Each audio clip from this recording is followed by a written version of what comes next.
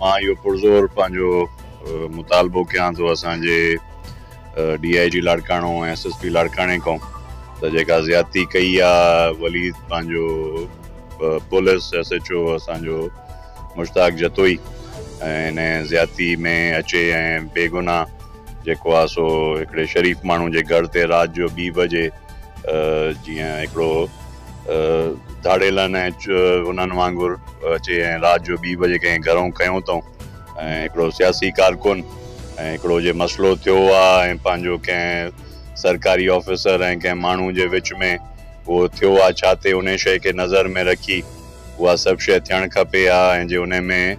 उहो इन्वॉल्व आहे त उनखे बिल्कुलु जेका बि शइ आहे उहा ड्यू कोर्स लॉ जो उहो पर हाणे हिननि नंढनि मसइलनि में जेका सूरत हाल आहे हिन महिल शहर जे अमन अमान जी बाक़ी शयुनि जी हाणे उन में त पुलिस हिकु एक्टिव रोल नथी करे पर हिकिड़े सियासी कारकुन खे ॿधण जे लाइ उहा घणी जेको आहे सो एक्टिविटी पंहिंजी ॾेखारे थी त असां इहो मुतालबो कंदासीं DIG साहिबु ऐं SSP साहिब खां त हिन जी इंक्वायरी थियणु खपे ऐं इहा कंहिंजे चवण ते थियो आहे फरियादी जे चयो आहे या फरियादियुनि जे चवण जे बग़ैर पुलिस पंहिंजे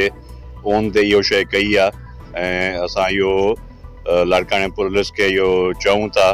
त महिरबानी करे तव्हां पंहिंजो जेको असुलु कमु आहे उहो कयो माण्हुनि खे अमन अमान जे लाइ कोशिशि कयो इहो सियासी वांगाड़ न हो महिरबानी।